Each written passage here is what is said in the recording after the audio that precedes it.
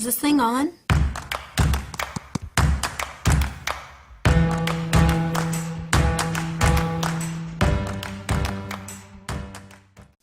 Hey everyone, welcome back. I'm Megan and I blog, of course, at welcome to the zoo.ca, and we've been going through this series on the YouTube channel answering questions that home daycare providers like you have. And this past week or so, Ashley Jean asked a question on the welcome to the zoo.ca forum. And she got some responses there, but I thought it might be helpful to address it here on the YouTube channel as well, because I know this is something that all of us as home daycare providers deal with, usually at the beginning of our home daycare careers, but occasionally throughout as more children are added, or turnover happens, or we have more of our own children.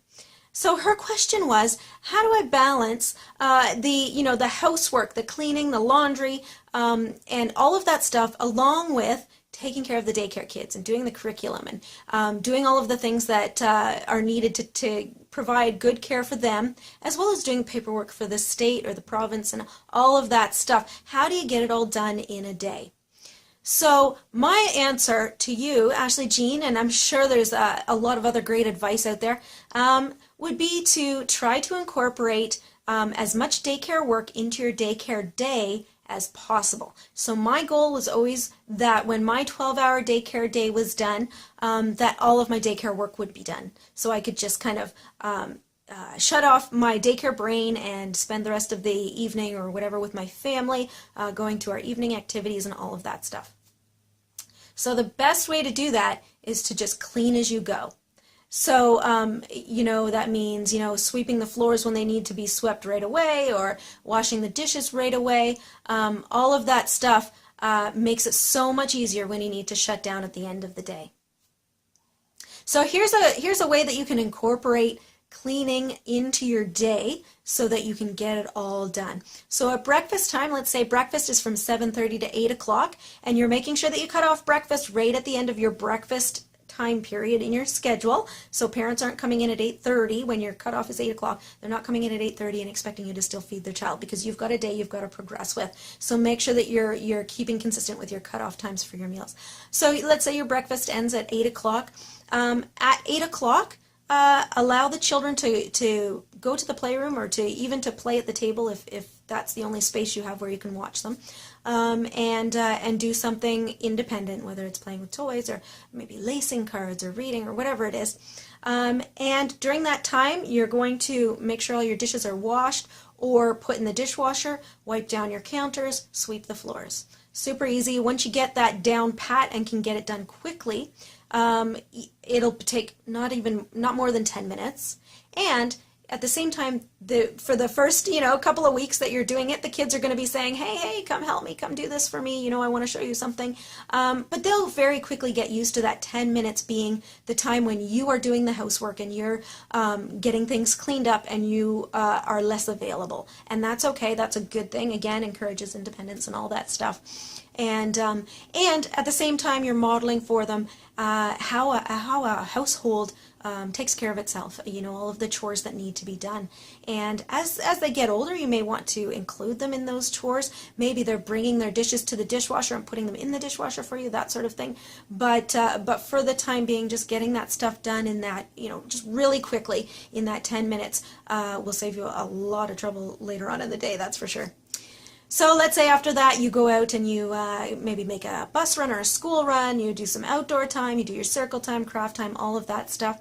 After craft time, if you're at a craft table, again, let the kids go back to play independently with the toys while you get everything cleaned up. After lunch again, I always liked to allow a half an hour between lunchtime and getting ready for nap time. 'Cause here's the thing. You may have noticed this, I don't know, maybe your kids don't do this, but quite often they decide to fill their diapers right after lunch. And maybe it's just a bigger meal and whatever, and they've got some chill out time. If you put them down for a nap right after lunch, right after they've eaten lunch, they're likely to wake up with a poopy diaper. And then you know what that's like after it's been sitting for a couple of hours of nap time. Not so great. So if you can build in, you know, a half an hour after lunchtime where the kids are just, maybe they're sitting down and they're reading books, you're encouraging them to do something quiet, to play quietly, as a way of kind of winding down their bodies and their minds for nap time, preparing them for nap time. While they're doing that, you, of course, are wiping down the table, wiping down your counters, putting all those dishes in the dishwasher or in the sink. You can wash up your dishes while the kids are doing their quiet time, wind down activities. You can sweep the floor. You may also be able to get some time in to mop the floor, depending on how you do that. If you don't, however, after you've put them down for a nap, if it's at all possible, give yourself 2 hours of nap time or quiet time. So that means that your sleepers are sleeping, and the kids that are maybe a little bit too old for a nap, they're still laying on their cots or on the couch or somewhere quiet, and they're reading quiet books, or they're doing something on their own that's quiet, that's not going to disturb the other kids who are sleeping. And for that first hour, you know, between 1 and 2, let's say, if you start your nap time at 1 o'clock, assume that's going to be used for work. So you're still being paid to work. You've got your 12-hour day, and yes, you don't get a break in that. I understand that. But at the same time, it's so much nicer to be able to get all your daycare work done during your daycare day. So for 1 to 2, plan to work. So during that time, you can be mopping your floors. You can be doing any extra pots and pans or whatever that need to be scrubbed. You can carpet sweep the floor if you've got carpeting.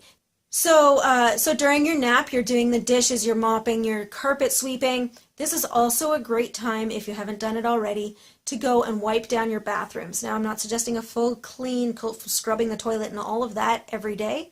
But what I would suggest is just taking disinfectant wipes, you know, Lysol wipes or whatever, and just wipe down all those surfaces, wipe out the potties, of course. Those you should be disinfecting with every use.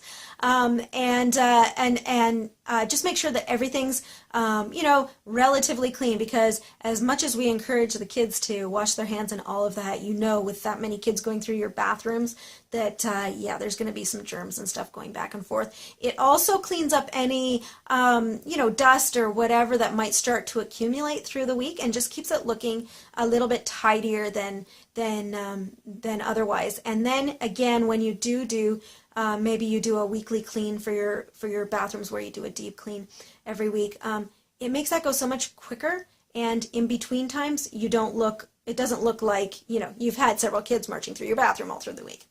And then at the end of the day, after you've had your nap time, the kids have gotten up, make sure they're putting away their cots, they're folding up their blankets as much as possible at the end of nap time, so that you're not doing it all. Again, independent skills, that's great. They're going to need those for kindergarten anyway. Good thing to teach them now, and it takes a little bit of the pressure off of you. If you go outside, or if you do another school run, or whatever you do after nap time, make sure that you're cleaning up the toys in the playroom. Now, probably you've done that before they actually went for a sleep. That's great. If you haven't, make sure they're doing it at least once by the end of the day. They're cleaning up the toys, putting them all away. And if they're too little, if they're babies, and they are just not at the point where they're putting the toys away, you can kind of clean around them. So as you're sitting on the floor, because you're waiting for parents or whatever, you can be putting away the toys that they're not playing with anymore. Maybe leave 2 or 3 out that they're really interested in, and the rest of the toys can be put away, so that you're not left with a huge mess at the end of the day, and it's 5 o'clock and your kids are wondering where your supper is, and you've got this huge mess in your playroom. So do that as you go, and as the end of the day winds down, as the parents start to pick up, your playroom should be looking tidier and tidier. So this is also, if you've got only 1 or 2 kids left at the end of the day, those last 15 minutes or whatever, you can pull out that vacuum cleaner and vacuum. Now, vacuum cleaners will scare some kids, and you know what? That's okay. This is a great opportunity for them to get used to the sound of the vacuum cleaner. If they're really worried about it, put a baby on your hip, or if you've got a backpack carrier, that's an awesome way to get kids used to the sound of the vacuum while still feeling like they're in a safe place. Or put them in a high chair where they feel like they're buckled in, they're safe. The vacuum cleaner's not going to get them, but keep them in the same area so that they can get used to the idea of you doing that vacuuming and get used to the sound of it and all of that stuff, and that it's not going to hurt them. It's not scary, and it's kind of fun. We're cleaning up and we're making things tidy again. So then you can do your vacuuming that's getting up all the dust that the carpet sweeper didn't get up earlier, and but you're still doing it during your daycare day. Now, if a parent comes in and you need to chat with them, obviously you flip it off and make sure the cord's wound up and in a safe place while you're talking and you're a little bit distracted. But at the same time, you know, if you're doing it quick at the end of every single day, chances are there's not a huge amount of vacuuming that needs to be done. You know, there'll be a little bit here and there, but if it's every day, it should be super quick.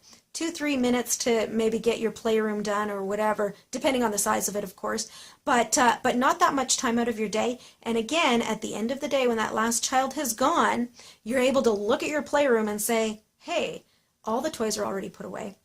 The vacuuming is already done. The craft table is already cleaned up and all those supplies are put away because I had a chance to do that. The dishes are already done, or the dishwasher is loaded. My kitchen floor is clean because I've already had a chance to sweep it. All of that stuff, you know, is not hitting you all at once at the end of the day at 5 o'clock or whenever you close, and it makes it so much less stressful. So hopefully those are some tips that help run your daycare day a little bit more smoothly. It's a big undertaking to run a home daycare out of your own home, and the reason why you're doing it is probably so that you can spend time at home while taking care of your own kids. And so that's why it's so important to keep your daycare work confined to the daycare day, because then at the end of the day you've got your house back, you've got your time back, you can spend it on your own family, and even maybe taking a break for yourself. Whoa, imagine that, right? So let me know what your tips and ideas are, how you balance everything, and keep it all running smoothly and keep yourself sane. Leave a comment below, or even email me at megan@welcometothe.zoo.ca. I'd love to share your advice with others, and if you have any questions that you'd like to get advice from others for, email me there as well. All right, I will catch you next time. Bye-bye.